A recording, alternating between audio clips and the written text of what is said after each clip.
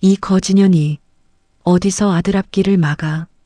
시어머니가 제 뺨을 후려쳤고 남편은 그저 소파에 앉아 고개를 돌렸습니다. 결혼을 위해 제 사업까지 접어줬더니 돌아온 건 잔인한 배신이었습니다. 그 순간 제 안에서 뭔가가 뚝 끊어졌죠. 하지만 이 사람들은 까맣게 몰랐을 겁니다. 제가 연 매출 수십억의 인테리어 브랜드 대표였다는 것도, 제 친언니가 대기업 상무라는 사실도 말이죠. 시댁 식구들의 무시와 배신 속에서 제가 어떻게 그들을 처절하게 파멸시켰는지, 오늘 그 소름 끼치는 복수극을 시작해 보려 합니다. 저는 서아은, 결혼 11개월 차 며느리입니다. 시어머니 박순자, 남편 최준혁과 함께 시댁 아파트에서 살고 있죠. 매일 아침 5시 반이면 눈이 떠집니다. 시어머니가 된장찌개, 잡채, 계란말이 3가지 반찬을 아침마다 요구하거든요. 저는 부엌에서 계란을 풀며 프라이팬 위에 기름을 둘렀습니다. 거실에서 슬리퍼 끄는 소리가 들려왔죠. 순자가 식탁 의자를 끌어당기며 앉았습니다. 찌개간 맞아? 어제는 짰어. 네, 어머님. 오늘은 좀 싱겁게 했습니다. 저는 찌개를 떠서 그릇에 담으며 대답했습니다. 순자가 숟가락으로 국물을 떠서 한 모금 맛보더니 미간을 찌푸렸죠. 이건 또 밍밍하네. 중간이란 게 없어? 저는 아무 말 없이 소금통을 들고 가서 식탁 위에 올려놓았습니다. 그게 매일의 루틴이에요. 간이 맞으면 반찬 가짓수를 따지고 가짓수가 맞으면 간을 따집니다. 준혁의 양복을 다림질해서 옷걸이에 걸어두고 구두까지 현관에 가지런히 놓아두면 그제야 제 하루가 시작됩니다. 결혼 전에 저는 1인 인테리어 브랜드 하은 스튜디오를 운영했어요. 직접 론칭하고 직접 시공하고 클라이언트를 만나러 서울 곳곳을 뛰어다녔죠. 그런데 석 달 전 시어머니의 한마디에 폐업했습니다. 며느리가 무슨 사업이냐? 집안 꼴이 뭐가 되겠어? 준혁도 아무 말하지 않았고 저는 사업자 등록증을 반납했습니다. 폐업할 때 남은 수익금과 결혼 전 적금을 합쳐 약 2천만 원이 제 개인 통장에 그대로 있지만 그 돈을 꺼낼 이유가 없는 삶을 살고 있었죠. 그날 저녁이었습니다. 현관문이 벌컥 열리더니 준혁이 신발도 제대로 벗지 않고 거실로 뛰어들어왔어요. 어머니, 나 S그룹에서 연락 왔어. 준혁이 넥타이를 풀며 소리쳤습니다. 순자가 소파에서 벌떡 일어나 아들의 양팔을 잡았죠. 뭐? S그룹? 그 대기업? 네, 스카우트 제안이에요. 인사팀에서 직접 전화가 왔다고요. 순자가 준혁을 끌어안으며 아이고, 내 아들하고 등을 두드렸습니다. 저는 부엌 앞에 서서 그 장면을 지켜봤어요. 순자가 고개를 돌려 저를 봤는데 방금까지 화나던 눈빛이 싸늘하게 식었습니다. 저는 앞치마를 벗으며 다가갔습니다. 준혁아, 축하해. 정말 대단하다. 제가 준혁의 팔에 손을 얹으려는 순간 순자가 제 손을 탁 쳐냈습니다. 이건 우리 준혁이 실력으로 된 거야. 내 덕 아니니까 쓸데없이 끼어들지 마. 저는 손을 걷어들이며 제자리에 섰습니다. 준혁은 어머니 말에 아무런 반응도 하지 않고 핸드폰을 들여다보며 자기 방으로 들어가 버렸어요. 그날 밤 저는 화장실에서 혼자 세수를 했습니다.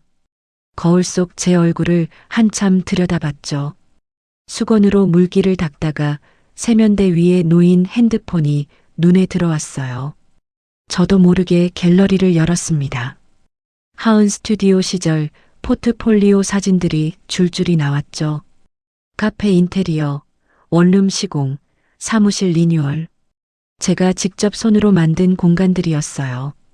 카톡 목록을 내리다가 정미연 실장의 메시지가 보였습니다. 폐업할 때 보내온 거였죠. 하은 씨, 언제든 다시 시작하면 연락줘요. 기다릴게. 읽지 않은 채 석 달이나 남겨둔 메시지였습니다. 저는 핸드폰을 꺼버리고 화장실 불을 껐어요. 다음 날 순자가 동네 친구 김말숙을 집으로 불렀습니다. 거실 소파에 나란히 앉아 과일을 먹으며 준혁의 S그룹 이야기를 늘어놓았죠. 말수가 우리 준혁이가 S그룹에서 스카우트 제안을 받았어. 말숙이 포도를 집으며 눈을 크게 떴습니다. 어머, 정말? 순자야, 며느리 복도 있는 거네. 좋은 여자 만나서 아들이 승승장구하나 보다. 순자가 코웃음을 쳤습니다. 무슨 며느리 복이야.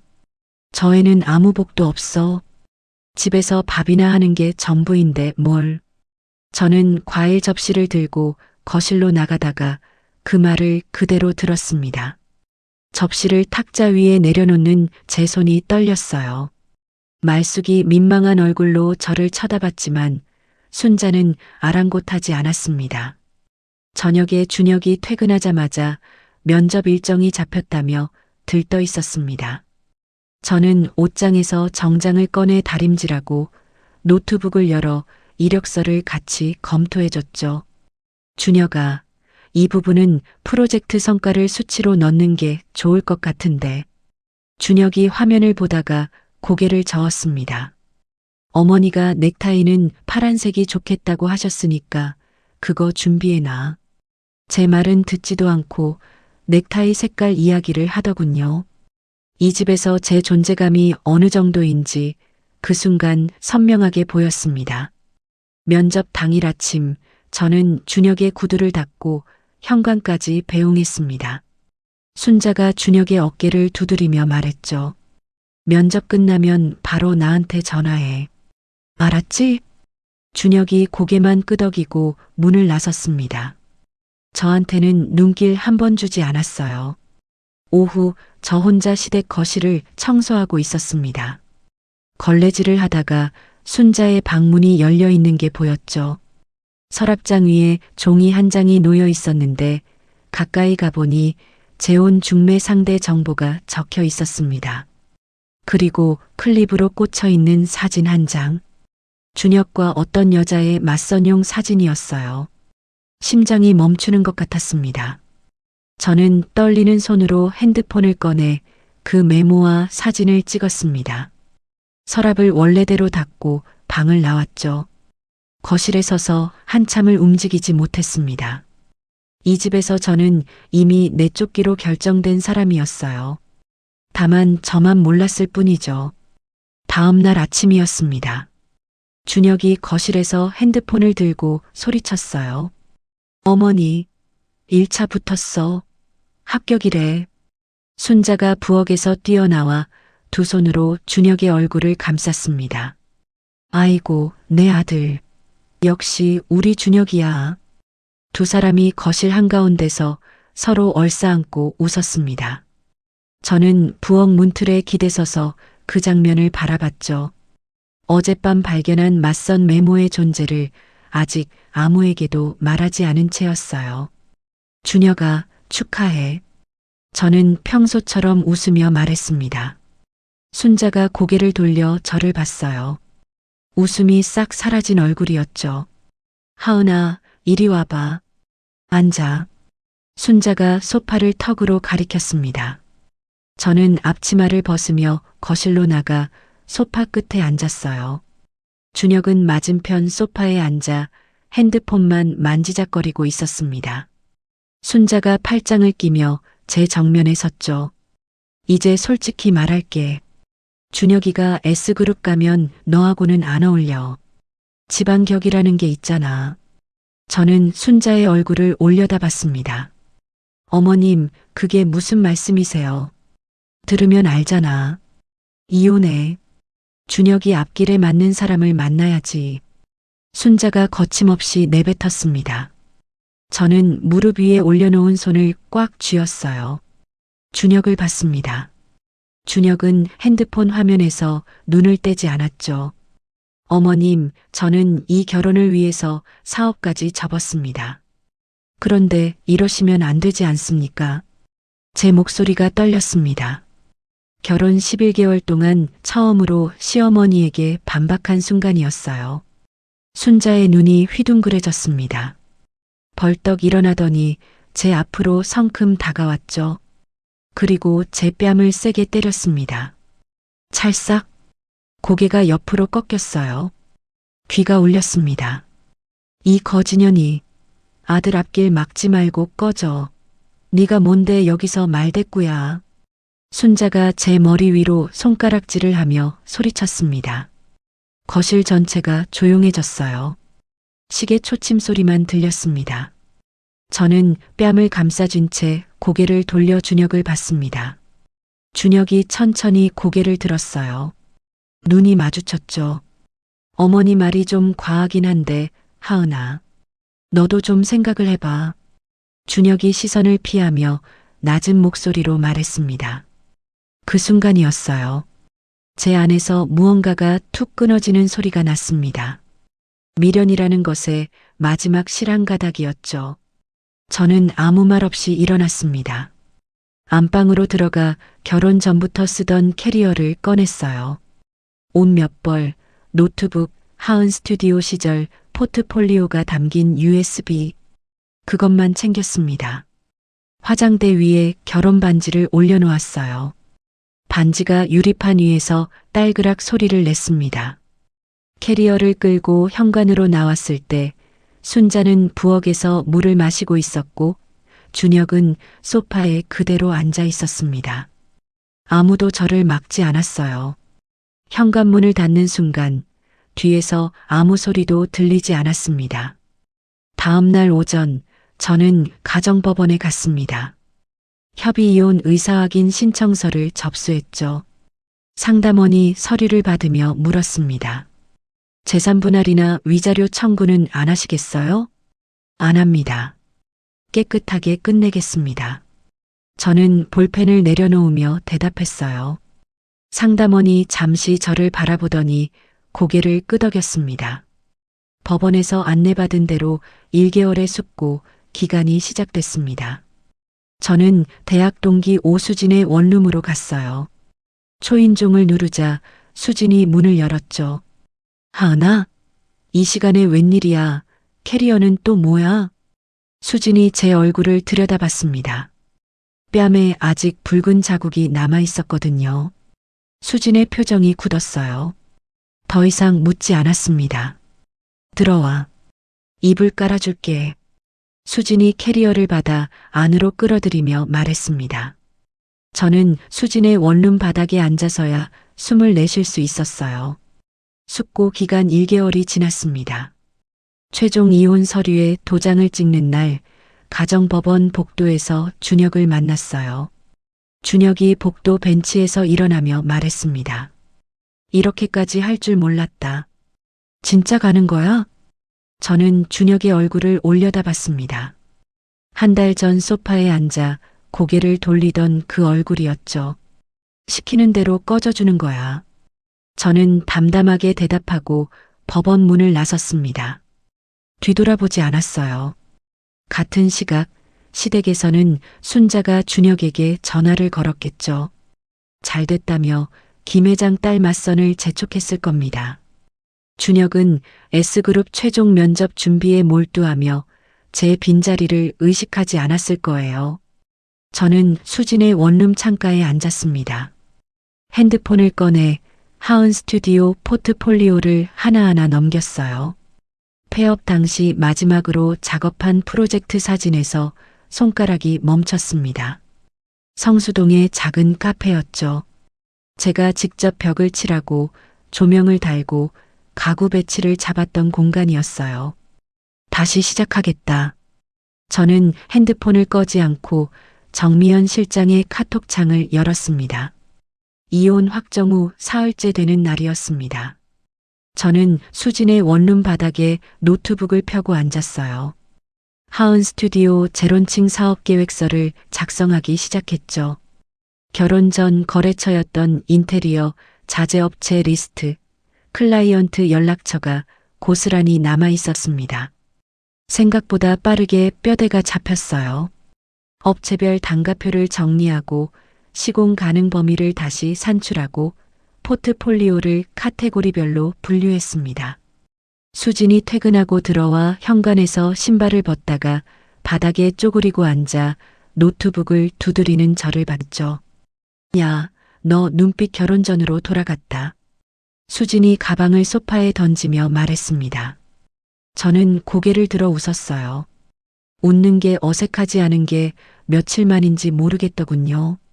다음 날 오전, 저는 정미연 실장에게 전화를 걸었습니다. 신호음이 2번 울리고 미연의 목소리가 들렸어요. 하은 씨? 세상에, 진짜 하은 씨 맞아요? 미연 씨, 오래 연락 못 드려서 죄송해요. 다시 시작하려고요. 어머, 진짜요? 아, 잠깐, 나 지금 너무 반가워서. 미연이 수화기 너머로 책상을 탁 치는 소리가 났습니다. 하은 씨, 마침 딱 좋은 게 있어요. 저희 회사가 입주한 건물 있잖아요. 거기 신사옥 인테리어 공모가 다음 달이에요. 중견 IT 기업 브릿지온이라고. 공모요? 네. 규모 좀 있는 건데 하은 씨 스타일이면 충분히 될 것 같아요. 자료 보내줄까요? 저는 노트북 앞에서 주먹을 꽉 쥐었습니다. 손끝이 떨렸어요. 네, 보내주세요. 꼭 해볼게요. 전화를 끊고 저는 창밖을 바라봤습니다. 제기의 첫 발판이 될 수 있겠다는 생각이 가슴을 뛰게 했죠. 그 시각 준혁은 S그룹 인사팀으로부터 전화를 받고 있었을 겁니다. 사실상 확정이니 입사 서류를 준비하라는 통보였겠죠. 준혁은 들뜬 나머지 그날 바로 기존 회사에 사직서를 냈습니다. 순자는 현관에서 면접 끝나면 김 회장 딸 저녁 자리도 잡아놨다며 맞선 스케줄까지 세팅해뒀을 거예요. 제가 떠난 자리가 얼마나 큰 공백인지 그 2사람은 전혀 몰랐을 겁니다. 저는 사업계획서를 다듬다가 언니 서아린에게 전화를 걸었습니다. 이혼 사실을 아직 알리지 못했거든요. 언니, 하은아, 무슨 일이야? 낮에 전화는 처음이네. 하린 언니의 차분한 목소리가 들렸습니다. 저는 입술을 깨물었다가 천천히 말을 꺼냈어요. 언니, 나 이혼했어. 뭐? 시어머니가 나 뺨 때렸어. 거지년이라고 꺼지라고. 준혁은 옆에서 아무 말도 안 했고 수화기 너머로 언니의 숨소리가 멈추는 게 느껴졌습니다. 평소 감정을 잘 드러내지 않는 사람인데 목소리가 얼어붙었어요. 뺨을 때려? 응. 그 자리에서 최준혁이 가만히 있었어? 응. 어머니 말이 과하긴 한데 너도 생각해보라고 했어. 언니가 아무 말 없이 한참을 침묵했습니다. 저는 그 침묵 속에서 참고 있던 것들이 터져 나왔어요. 11개월 동안 눌러왔던 이야기를 쏟아냈습니다. 사업 접으라던 날 매일 아침 반찬 타령, 맞선 메모를 발견한 순간까지 말하는 동안 눈물이 흘렀죠. 언니 앞에서 우는 건 처음이었습니다. 하은아. 한참 만에 언니가 입을 열었어요. 잘 나왔어. 그 집에 하루라도 더 있었으면 내가 직접 끌고 나왔을 거야. 저는 손등으로 눈물을 닦으며 코를 훌쩍였습니다. 언니, 나 다시 사업 시작하려고. 하은 스튜디오 다시 해보려고. 에? 네가 원래 잘하던 거잖아. 필요한 거 있으면 말해.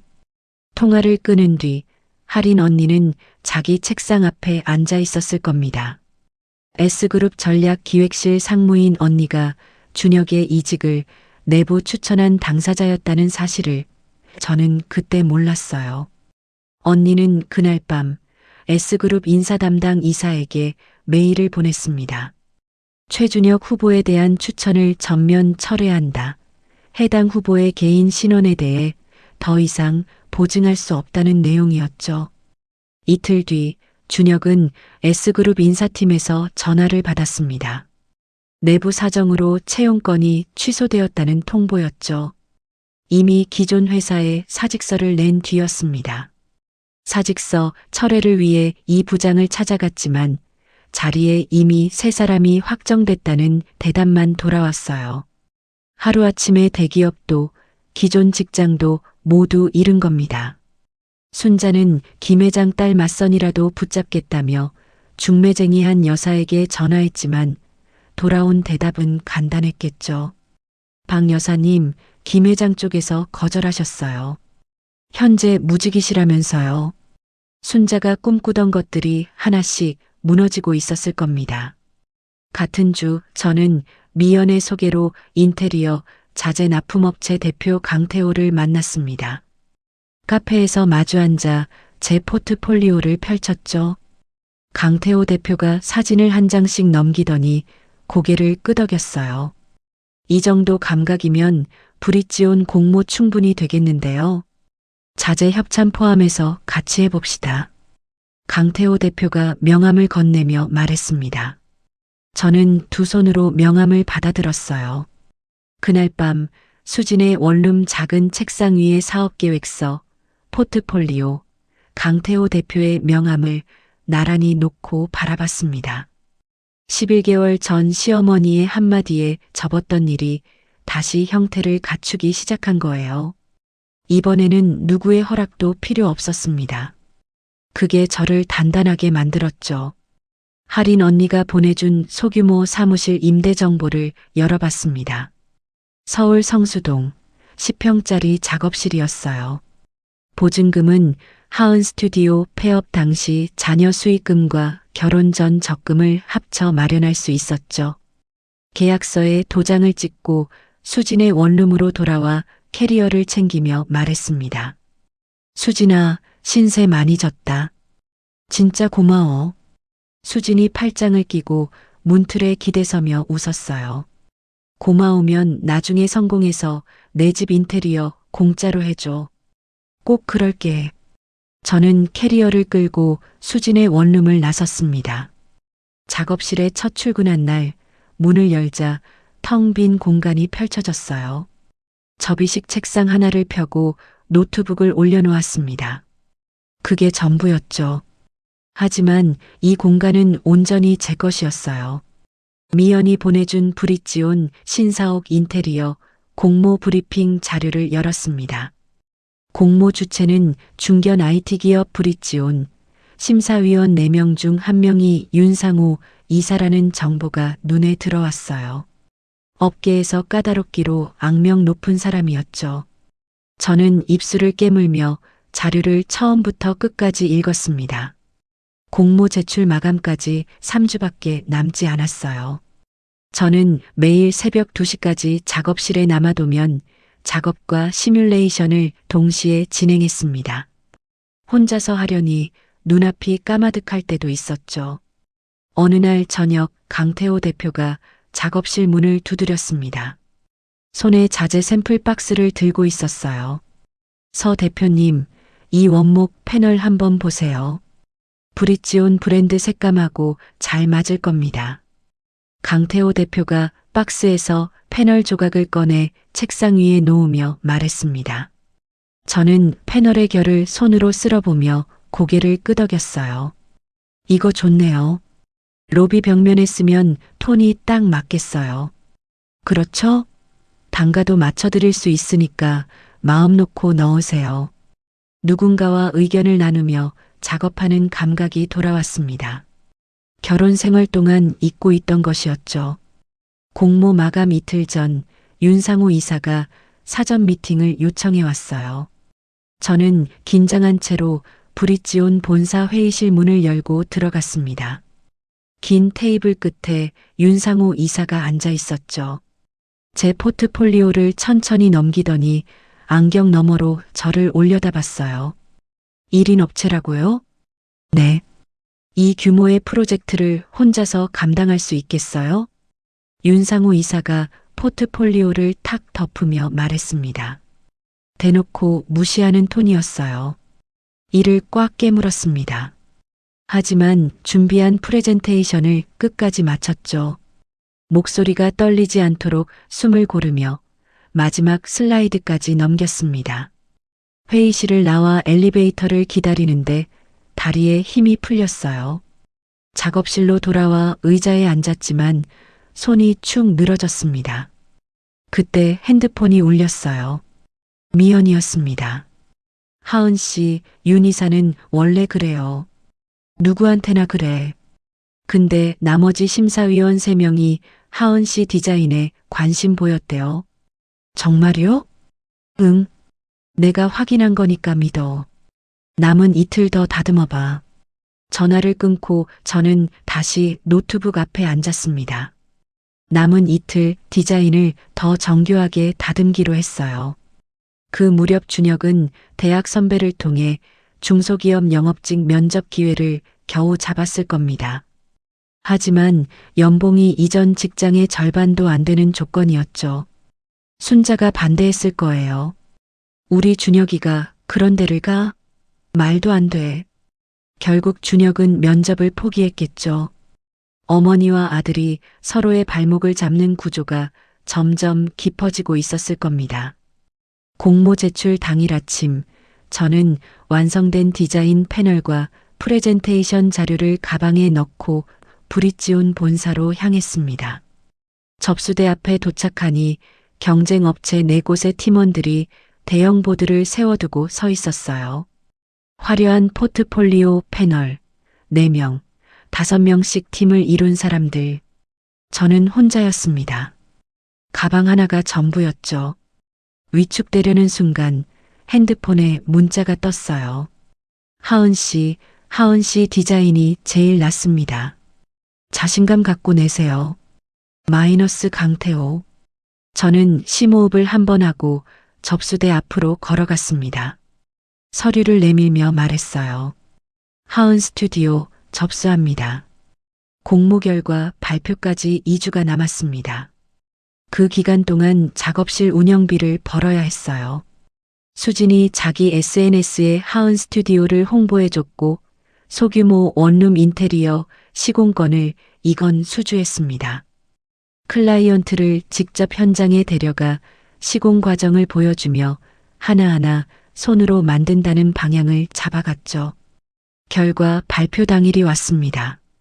저녁 7시 작업실 책상 앞에 앉아 있었어요. 메일함을 새로 고침했습니다. 브릿지온 공모 심사 결과라는 제목의 메일이 떠올랐죠. 손이 떨렸습니다. 마우스를 클릭했어요. 메일을 열었습니다. 하은 스튜디오를 브릿지온 신사옥 인테리어 최종 선정 파트너로 통보합니다. 저는 의자에서 주저앉았어요. 두 손으로 입을 막았습니다. 화면에 글자가 흐릿하게 번졌죠. 눈물이 차올랐던 겁니다. 한참을 그렇게 앉아 있다가 핸드폰을 집어들었어요. 미연에게 먼저 전화했습니다. 미연 씨, 됐어요. 선정됐어요. 뭐? 진짜? 하은 씨 진짜야? 미연이 수화기 너머로 박수를 치며 소리쳤습니다. 축하해요. 아, 진짜 내가 다 떨린다. 됐을 줄 알았어. 알았다고. 저는 웃으면서 울고 있었어요. 미연의 목소리가 귓가에서 울리는데 코끝이 시큰거렸죠. 강태호 대표에게도 바로 연락했습니다. 강 대표님, 브릿지온 공모 선정됐습니다. 아, 역시. 축하합니다, 서 대표님. 처음 포트폴리오 봤을 때부터 될 줄 알았어요. 강태호 대표의 목소리에 웃음이 묻어났어요. 저는 전화를 끊고 작업실 천장을 올려다봤습니다.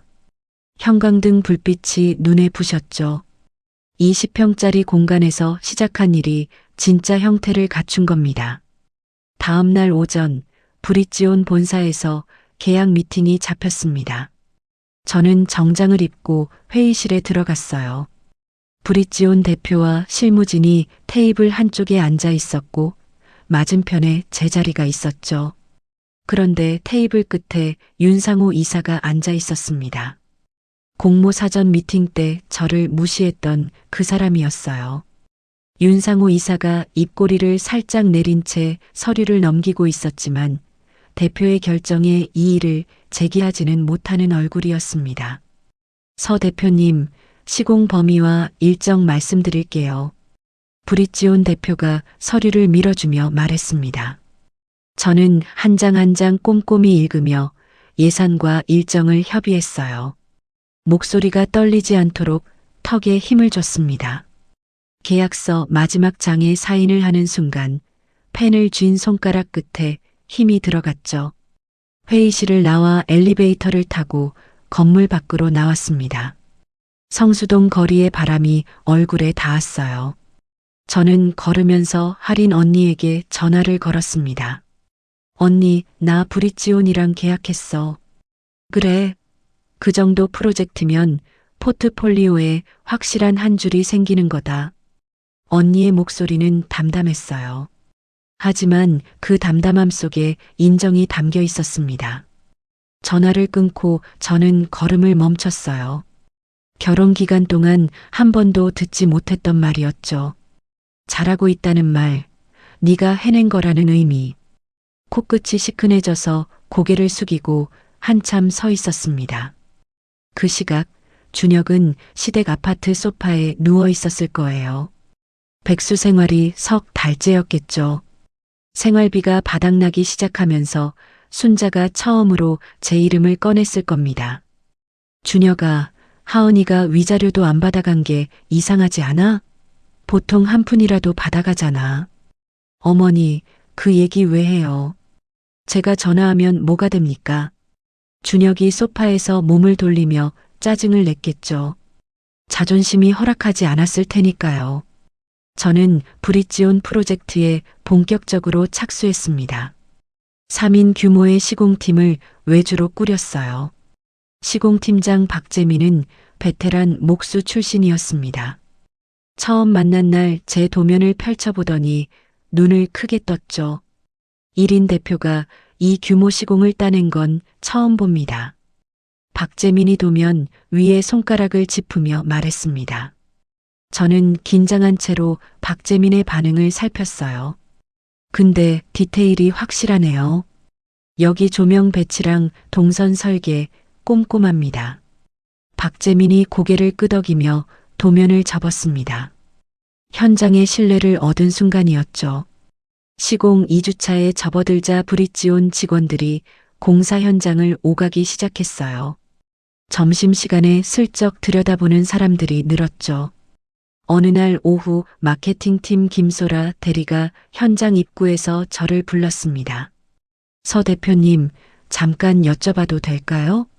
네, 말씀하세요. 저희 팀 미팅룸도 따로 상담 가능할까요? 지금 너무 삭막해서 분위기 좀 바꾸고 싶거든요. 소라가 현장 안쪽을 기웃거리며 물었습니다. 하나의 프로젝트가 다음 기회로 연결되는 첫 골이었어요. 저는 명함을 건네며 고개를 숙였습니다. 시공 마무리되면 연락드릴게요. 일정 맞춰볼게요. 그 무렵이었습니다. 순자의 동네 친구 김말숙의 딸이 인스타그램에서 하은 스튜디오 계정을 발견한 거죠. 말숙이 순자에게 전화했을 겁니다. 순자야, 전 며느리가 사업하나 봐. 인스타그램에 인테리어 사진 올리던데 브릿지온이라는 회사랑 일하는 것 같아. 뭐? 그 거지년이 무슨 사업이야. 말도 안 돼. 순자가 콧방귀를 뀌었겠죠. 하지만 전화를 끊고 직접 인스타그램을 검색했을 겁니다. 브릿지온 시공 현장 사진, 강태호 대표와의 협업 포스트, 클라이언트 후기를 하나하나 확인하며 얼굴이 하얗게 질려갔겠죠. 그날 밤 순자가 준혁에게 물었을 거예요. 준혁아, 걔가 사업을 한다는데. 그리고 그 언니가 S그룹 상무라는 거 알고 있었어? 준혁의 얼굴이 굳었겠죠. S그룹 채용 취소와 할인 언니의 관계를 처음으로 의심하기 시작했을 겁니다. 나중에 할인 언니에게 들은 이야기인데 준혁이 언니에게 직접 전화를 걸었다고 해요. 서 상무님, 혹시 제 S그룹 건이 상무님 때문에 취소된 겁니까? 언니가 차가운 목소리로 대답했다고 했습니다. 내 동생 뺨을 때리는 걸 보고도 가만히 있던 사람을 내가 왜 추천해야 하죠? 준혁이 아무 말도 하지 못한 채 전화를 끊었다고요. 그날 밤 준혁은 방에서 혼자 앉아 언니의 말을 되씹었겠죠. 어머니가 뺨을 때리던 그날 소파에 앉아 고개를 돌리던 자기 자신의 모습이 떠올랐을 거예요. 거실에서는 순자가 TV도 켜지 않은 채 멍하니 앉아 있었겠죠. 내가 뭘 한 거지? 순자가 혼잣말을 중얼거렸을 겁니다. 그 집에 처음으로 후회의 공기가 스며들기 시작한 밤이었겠죠. 저는 그런 일이 벌어지고 있는지 몰랐습니다. 작업실에서 브릿지온 로비의 조명 배치도를 수정하고 있었어요. 박재민이 보낸 현장 사진을 확인하며 내일 시공 일정을 정리했죠. 작업실 창 너머로 성수동의 가로등이 하나둘 켜지고 있었습니다. 저는 노트북을 닫고 불을 끄며 내일을 준비했어요. 브릿지온 프로젝트 완공을 이틀 앞둔 날이었습니다. 저는 신사옥 로비에서 마지막 마감 작업을 감독하고 있었어요. 시공팀이 벽면 패널 마무리를 하고 있었고 천장 조명이 로비 전체를 부드럽게 비추고 있었죠. 박재민이 장갑을 벗으며 제 옆으로 왔습니다. 서 대표님, 로비 조명 배치 완벽합니다. 각도 다 잡았어요. 수고하셨어요, 팀장님. 내일 최종 점검만 하면 되겠네요. 저는 고개를 끄덕이며 로비를 둘러봤어요. 제가 도면 위에 그렸던 공간이 실제로 눈앞에 서 있었습니다. 벽면의 원목 패널, 간접 조명, 안내 데스크의 곡선 라인까지 전부 제 손에서 나온 것들이었죠. 그때 로비 입구로 브릿지온 대표가 들어왔습니다. 주변을 천천히 둘러보더니 멈춰 섰어요. 서 대표님. 네, 대표님. 저는 자세를 바로잡으며 다가갔습니다. 브릿지온 대표가 천장을 올려다보고 벽면을 훑어보고 바닥까지 시선을 내렸어요. 기대 이상이에요. 솔직히 이 정도일 줄 몰랐습니다. 저는 목이 메어왔지만 꾹 참고 미소를 지었습니다. 감사합니다. 좋은 결과물 만들 수 있게 기회 주셔서 감사합니다. 대표가 고개를 끄덕이며 악수를 청했어요. 제 손을 잡는 대표의 악력이 단단했습니다. 완공 축하 자리에서 마케팅팀 김소라 대리가 저에게 다가왔어요. 서 대표님, 저희 회사 공식 SNS에 시공 전후 비교 사진 올려도 될까요? 로비가 너무 달라져서 직원들이 난리예요. 그럼요, 올려주세요. 소라가 핸드폰을 들고 여기저기 사진을 찍기 시작했습니다. 그 사진이 올라간 뒤 하루 만에 댓글이 수백 개 달렸어요. 업계에서 입소문이 퍼지기 시작했죠. 제 인스타그램 메시지함에 인테리어 문의가 밀려 들어왔습니다. 그 시각 준혁은 할인 언니와의 통화 이후 며칠을 방에 틀어박혀 있다가 결국 자존심을 접었을 거예요. 이전에 순자가 반대했던 중소기업 영업직 면접을 다시 잡았겠죠. 더 이상 버틸 수 없는 상황이었을 테니까요. 면접을 보고 겨우 입사했지만 첫 출근날 팀장에게 이런 말을 들었을 겁니다. 최사원, 신입이니까 거래처 커피 심부름부터 해. 여기서는 다 그렇게 시작하는 거야. S그룹에 갈 뻔했던 사람이 커피 심부름을 하고 있으니 얼굴이 뜨거웠겠죠. 집에 돌아와 순자에게 하소연해도 순자는 더 이상 위로할 여력이 없었을 거예요. 순자는 며칠째 식사를 제대로 하지 못하고 있었겠죠. 말숙에게 전화해서 이렇게 말했을 겁니다. 말숙아, 내가 하은을 쫓아낸 건 맞는데 준혁 잘 되게 하려는 마음이었어. 그게 뭐가 잘못이야? 말숙이 한숨을 쉬며 대답했겠죠. 순자야, 그래도 뺨까지 때린 건 아무리 그래도 아니지. 며느리 뺨을 때려? 순자가 말을 잇지 못했을 겁니다. 저는 브릿지온 프로젝트 성공을 발판으로 작업실을 확장했습니다. 성수동에 30평짜리 공간을 새로 계약했어요. 미연이 연결해준 두 번째 프로젝트, 강남 카페 체인 리뉴얼 건의 계약까지 성사시켰죠. 현장 인력을 보강해야 했습니다.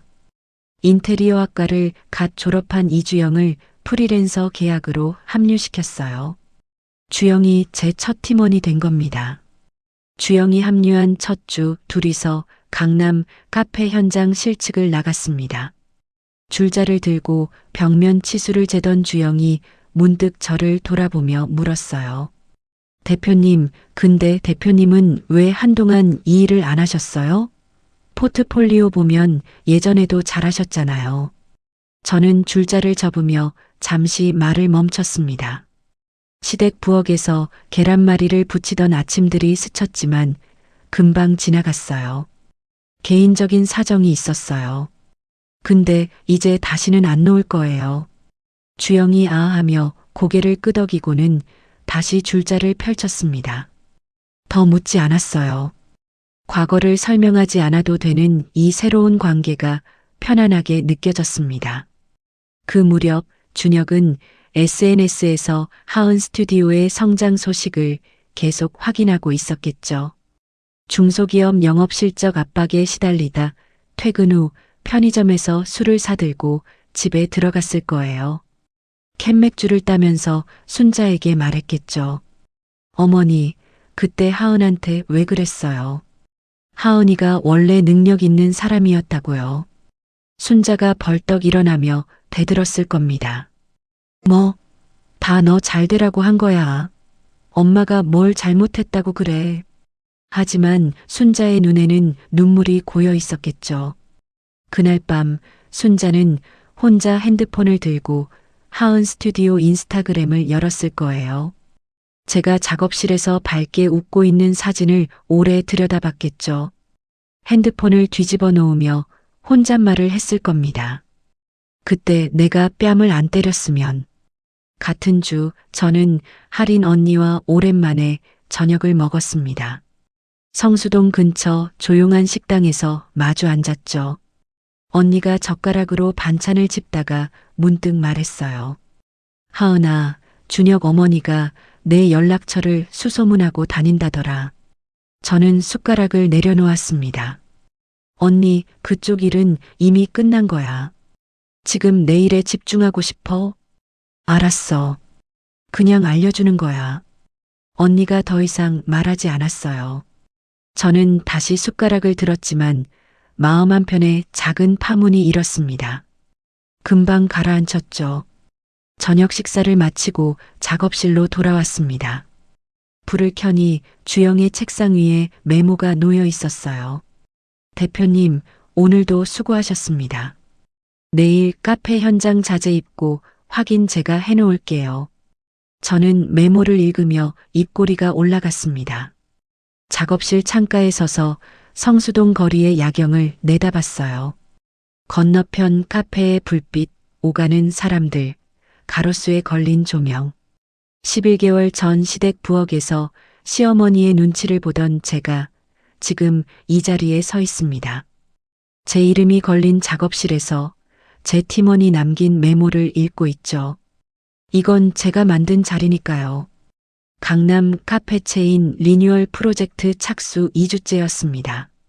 저는 강남 카페 1호점 현장에서 시공 감리를 하고 있었어요. 박재민 팀장이 카운터 뒤쪽 벽면 타일 작업을 진행하고 있었고, 주영이 자재 입고 리스트를 확인하며 돌아다니고 있었죠. 그때 카페 유리문 너머로 익숙한 얼굴이 보였습니다. 저는 손에 들고 있던 도면을 멈췄어요. 심장이 쿵 내려앉았죠. 순자였습니다. 카페 문을 열고 들어왔어요. 시공 중인 현장 한가운데 제 앞에 섰습니다. 순자의 얼굴은 예전보다 훨씬 수척해져 있었어요. 광대뼈가 도드라지고 눈 밑에 그늘이 짙게 내려앉아 있었죠.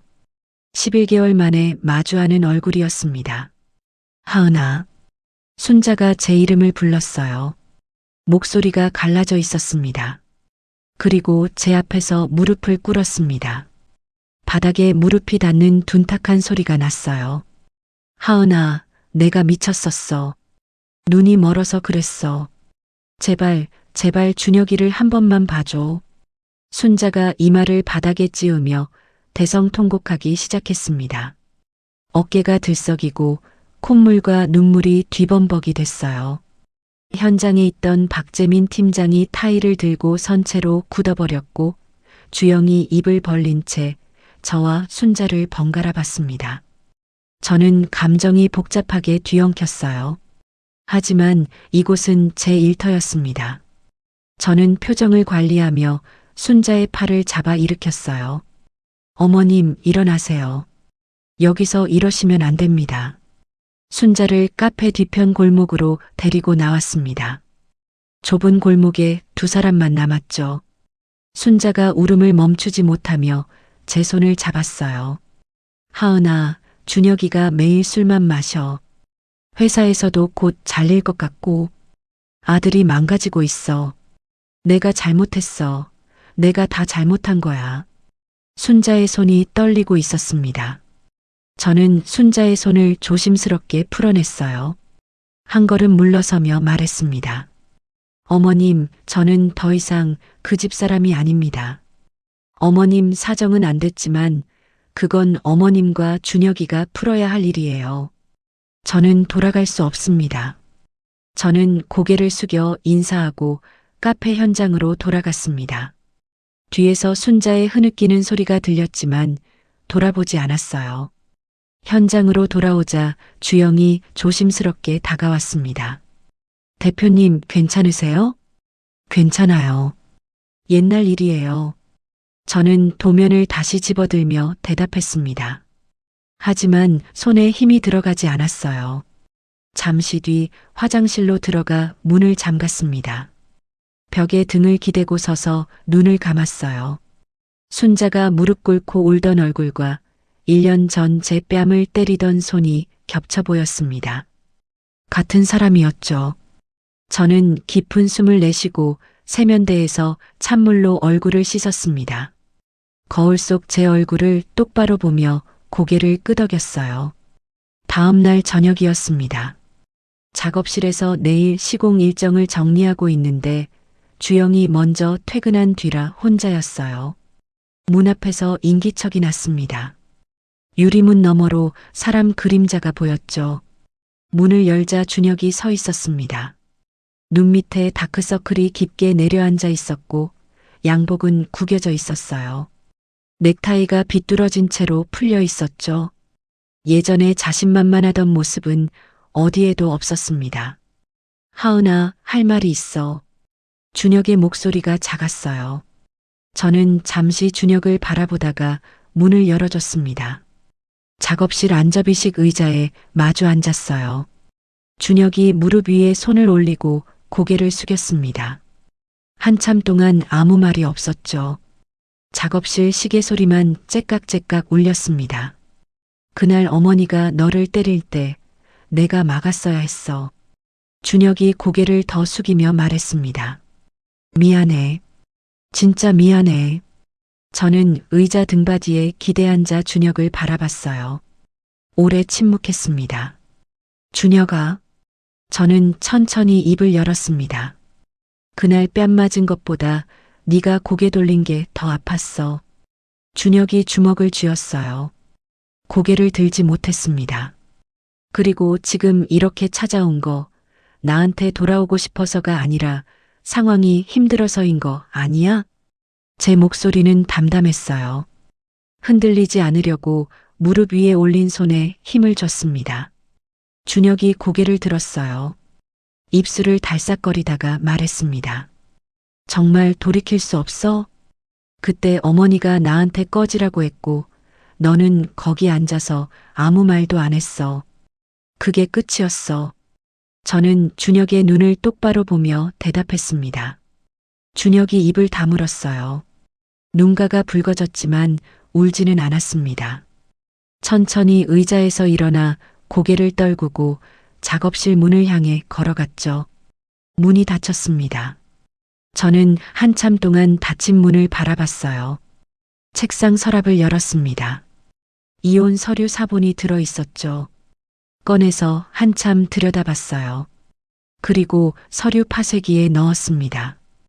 위잉 소리와 함께 종이가 잘게 잘렸어요. 이 종이가 더 이상 저를 정의하지 않으니까요. 파쇄기 옆 선반에서 액자 하나를 꺼냈습니다. 브릿지온 프로젝트 완공 사진이었어요. 서류가 있던 자리에 액자를 올려놓았습니다. 그날 밤 준혁은 시댁 아파트로 돌아가 순자에게 말했겠죠. 어머니, 하은은 안 돌아와요. 저도 이제 제 인생 정리하고 제대로 살아볼게요. 순자가 소파에 주저앉으며 중얼거렸을 거예요. 내가 그 애를 쫓아낸 거야, 내가. 순자가 손으로 얼굴을 감싸며 울음을 삼켰겠죠. 그 모자가 처음으로 자신들의 잘못을 온전히 받아들인 밤이었을 겁니다. 저는 작업실 불을 끄기 전에 수진에게 전화를 걸었어요. 수진아, 오늘 준혁 만났는데. 뭐, 괜찮아? 응. 이상하게 슬프지 않아. 그냥 홀가분해. 수진이 잠시 조용하더니 말했습니다. 그게 진짜 넘어간 거야. 축하한다, 하은아. 전화를 끊고 작업실 문을 잠갔습니다. 성수동 밤거리를 걸으며 내일 시공 현장 스케줄을 머릿속으로 정리했어요.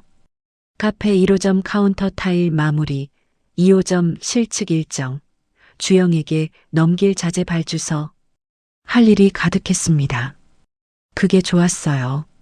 강남 카페 체인 리뉴얼 프로젝트 완공 한 달 후였습니다. 저는 하은 스튜디오 정식 확장 론칭 겸 성수동 30평 스튜디오 오픈 행사를 준비하고 있었어요. 미연 강태호 대표, 박재민 팀장, 그리고 프리랜서에서 정식 직원으로 전환된 주영까지 4사람이 행사 세팅을 도왔죠. 주영이 입구 쪽 테이블에 꽃병을 배치하다가 고개를 들어 간판을 올려다봤습니다. 대표님, 간판 진짜 예뻐요. 직접 디자인하신 거 맞죠? 응. 로고부터 서체까지 전부 다. 저는 간판을 올려다보며 대답했어요. 하은 스튜디오 새 로고가 입구 위에 걸려 있었습니다. 제가 직접 선을 그리고 색을 고르고 간판 업체와 3번을 수정한 끝에 완성한 것이었죠. 오픈 행사 당일 오후 스튜디오에 사람들이 모이기 시작했습니다. 업계 관계자, 클라이언트, 지인들이 하나둘 문을 열고 들어왔어요. 가장 먼저 도착한 사람은 할인 언니였습니다. 한 손에 꽃바구니를 들고 문을 열었죠. 하은아. 언니가 꽃바구니를 주영에게 넘기고 저에게 다가왔어요. 그리고 아무 말 없이 저를 안아줬습니다. 저는 언니의 품에서 잠시 눈을 감았어요. 결혼 전에도 결혼 중에도 언니에게 직접 안긴 적이 거의 없었거든요. 우리 자매는 원래 그런 사이가 아니었죠. 하지만 그 순간은 괜찮았습니다. 언니의 어깨가 단단했어요. 잘했다, 하은아. 언니가 제 등을 한번 두드리고 떨어지며 말했습니다. 저는 눈가를 손끝으로 훔치며 웃었어요. 잠시 뒤 수진이 샴페인 2병을 들고 나타났습니다. 야, 서하은. 사장님 되신 거 축하. 수진이 샴페인을 높이 들어 보이며 소리쳤어요. 뒤이어 브릿지온 마케팅팀 김소라 대리까지 축하 인사를 하러 왔습니다. 서 대표님, 저희 로비 인테리어 이후로 직원들 만족도가 엄청 높아졌어요. 축하드려요. 소라가 2 손으로 악수를 청하며 말했습니다. 저는 스튜디오 안을 둘러봤어요. 이 자리에 있는 사람들 전부 이혼 이후에 제 편이 되어준 사람들이었습니다. 가슴이 벅차올랐지만 곧 인사말을 해야 했기에 감정을 다잡았어요. 참석자들이 자리를 잡자 저는 스튜디오 중앙에 섰습니다. 사람들의 시선이 제게 모였죠. 저는 숨을 한번 고르고 입을 열었어요. 와주셔서 감사합니다. 짧게 인사만 드릴게요. 사람들이 조용해졌습니다. 1년 전에 저는 이 일을 영영 접은 줄 알았어요. 다시는 못할 줄 알았습니다. 근데 다시 돌아왔고 지금 이 자리에 서 있는 것이 그 대답인 것 같습니다. 구체적인 사연은 밝히지 않았어요. 하지만 저를 아는 사람들은 그 무게를 이해했죠. 미연이 먼저 박수를 치기 시작했고 하나둘 조용한 박수가 퍼졌습니다. 수진이 눈을 찡긋하며 샴페인을 따르기 시작했어요. 행사가 무르익을 무렵 제 핸드폰이 진동했습니다. 모르는 번호로 문자 한 통이 와 있었어요. 오픈 축하한다. 자격이 없어서 가지 못했다. 진심으로 잘 되길 바란다. 준혁이었습니다. 저는 화면을 잠시 바라봤어요. 엄지손가락이 답장 버튼 위에서 멈췄습니다. 그리고 핸드폰을 주머니에 넣었어요. 답장을 하지 않기로 했습니다. 행사가 끝나갈 무렵 할인 언니가 테이블을 정리하는 저에게 다가왔어요. 목소리를 낮춰 말했습니다. 하은아, 하나만 얘기할게. 준혁 어머니가 요즘 병원에 다닌대. 우울증인 것 같아. 저는 접시를 내려놓으며 언니를 봤습니다. 잠시 입술을 다물었다가 대답했어요. 안 됐네. 근데 그건 그쪽이 풀어야 할 일이야. 나는 이제 내일만 할 거야. 언니가 고개를 끄덕였습니다. 더 이상 말하지 않았어요. 저는 동정은 하되 제 삶에 다시 끌어들이지 않겠다고 선을 그었습니다. 저녁이 됐습니다. 스튜디오에 저와 주영, 수진 셋만 남아 정리를 하고 있었어요. 주영이 빈 종이컵을 모아 쓰레기 봉투에 넣으며 말했습니다. 대표님, 다음 달에 프로젝트 미팅이 3건 잡혀 있어요. 하나는 강남 쪽 네일샵 리뉴얼이고 하나는 판교 사무실, 하나는 개인주택이에요. 벌써 3건이나? 수진이 샴페인 잔을 닦다가 눈을 크게 떴어요. 야, 서하은. 너 진짜 사장 됐다. 저는 테이블을 닦으며 고개를 저었습니다. 사장 아니고 대표야. 수진이 웃었고 주영도 웃었어요. 스튜디오에 세 사람의 웃음소리가 채워졌습니다. 텅 비어 있던 10평짜리 공간에서 시작한 일이 이제는 웃음소리가 울리는 30평이 됐죠. 수진과 주영을 먼저 보냈습니다. 현관문 앞에서 수진이 돌아보며 말했어요.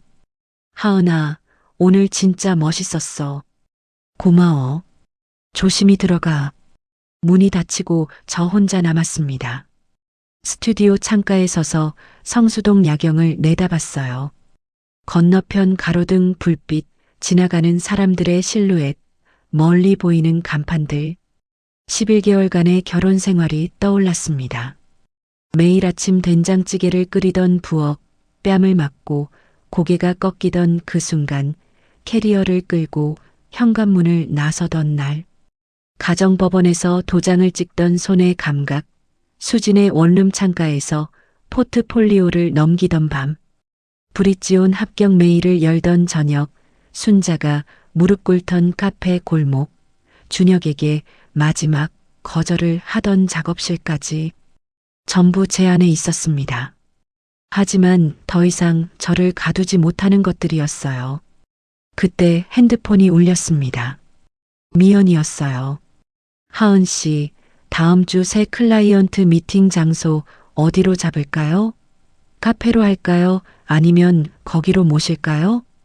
저는 창밖을 바라보던 시선을 거뒀습니다. 스튜디오 안을 한번 둘러봤어요. 제 이름이 걸린 간판, 주영의 책상, 벽에 걸린 브릿지온 완공 사진, 오늘 받은 꽃바구니들. 우리 스튜디오로 오시라고 하세요. 전화를 끊고 조명을 껐습니다. 문을 잠그고 성수동 거리로 나왔어요. 내일도 미팅이 있고 클라이언트가 오고 시공 현장이 돌아갑니다. 끝나는 이야기가 아니라 계속되는 보통의 하루를 향해 걸음을 옮겼습니다. 여기까지가 하은 씨의 사연이었습니다. 결국은 하은 씨는 끝내 돌아오지 않았어요. 무릎 꿇고 비는 시어머니와 전 남편을 뒤로 한 채 뒤도 안 돌아보고 제 갈 길을 갔죠. 뺨을 맞아가며 참았던 시간은 미련이 아니라 복수를 위한 칼날을 가는 시간이었을 뿐입니다. 이제 하은 씨는 누구의 며느리도 아닌 연매출 수십억 브랜드의 진짜 대표로 당당히 섰습니다. 늦었다고 생각할 때가 진짜 시작이라는 말을 하은 씨가 몸소 증명해 보인 겁니다. 오늘 사연이 가슴 속까지 시원하셨다면 구독과 좋아요 부탁드리고요. 하은 씨의 앞날을 응원하신다면 댓글로 따뜻한 격려 한마디씩 꼭 남겨주세요.